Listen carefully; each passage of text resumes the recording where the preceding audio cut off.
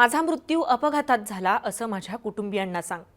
जळगावच्या निखिल सोमवंशीने मित्राला हा मेसेज केला आणि कर्नाटकात आत्महत्या केली। 24 वर्षीय निखिल कर्नाटकात ओलाच्या आर्टिफिशियल इंटेलिजन्स विभागात काम करत होता। कर्नाटकातल्या आग्रा लेकमध्ये उडी घेऊन त्याने आत्महत्या केली आहे। निखिलच्या मृत्यूचं कारण तो काम करत असलेल्या ओला कंपनीशी जोडलं जातंय। त्यामुळे निखिल सोबत असं नेमकं काय घडलं की त्याने आत्महत्या करायचं टोकाचं पाऊल उचललं? कामाच्या दबावामुळे निखिलने आत्महत्या केली का? समजून घेऊयात हे संपूर्ण प्रकरण या व्हिडिओच्या माध्यमातून। नमस्कार, मी छाया आणि आपण पाहताय मुंबई तक। पोलिसांनी दिलेल्या माहितीनुसार मूळ जळगावचा रहिवासी असलेला निखिल सोमवंशी हा प्रोफेशनने मशीन इंजिनियर होता। 7 मेला तो कर्नाटकातल्या घरातून निघाला आणि त्याने त्याच्या मित्राला मेसेज केला की माझा गाडीच्या अपघातात मृत्यू झालाय असं घरी कळव। त्याचा मेसेज येताच त्याच्या मित्राने त्याच्याशी संपर्क साधण्याचा खूप वेळा प्रयत्न केला, पण निखिलचा पत्ता लागू शकला नाही। त्यामुळे त्याचं शेवटचं लोकेशन शोधून त्याचा मित्र तात्काळ तिथे पोहोचला। तिथे त्याला तलावाशेजारी त्याच्या चपला दिसल्या, त्यामुळे त्याने लगेच 112 क्रमांकावर पोलिसांना फोन केला।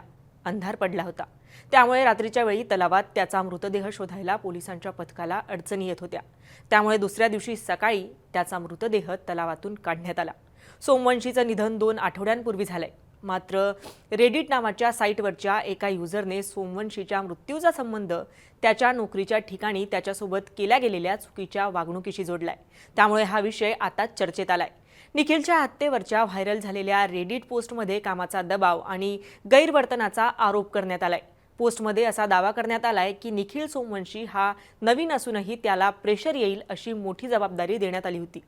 कंपनीतल्या 2 सहकाऱ्यांनी राजीनामा दिल्यानंतर त्याच्यावर अतिरिक्त जबाबदाऱ्यांचा भारही पडला होता, असं सुद्धा या पोस्टमध्ये सांगण्यात आलेलं आहे। या पोस्टमध्ये सोमवंशीच्या अमेरिकेतल्या व्यवस्थापकाचंही नाव घेण्यात आलंय। त्याच्यावर आरोप करण्यात आलाय की तो कर्मचाऱ्यांना, विशेषतः कनिष्ठ कर्मचाऱ्यांना वारंवार शिवीगाळ करायचा, चुकीची वागणूक द्यायचा।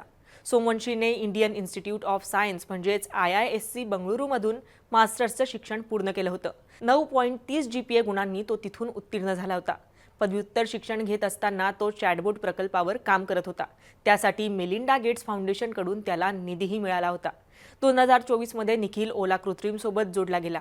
त्याच्या लिंक्डइन प्रोफाईलनुसार त्याने कोटक महिंद्रा बँक आणि IISc मध्ये इंटर्नशिप केली होती। निखिलच्या आत्महत्येनंतर ओला कंपनीवर टॉक्सिक वर्क कल्चर म्हणत टीका केली जाते। या आरोपानंतर ओलाने स्पष्टीकरण दिलंय की घटनेच्या वेळी निखिल सुट्टीवर होता, तो आजारी असल्याचं त्याने सांगितलं होतं। कंपनीने निखिलच्या मृत्यूनंतर त्याच्या कुटुंबाप्रती सहानुभूती व्यक्त करणारं निवेदन जारी केलंय।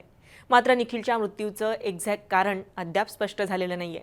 या संपूर्ण घटनाक्रमावरून तुम्हाला काय वाटतं? नोकरी करणाऱ्या तरुणांच्या मृत्यूत दिवसेंदिवस का वाढ होतीये? आम्हाला कमेंट करून नक्की कळवा आणि मुंबई तकला जर आपण नवीन असाल तर मुंबई तक चॅनलला सबस्क्राईब करायला विसरू नका। हा व्हिडिओ पाहिल्याबद्दल धन्यवाद।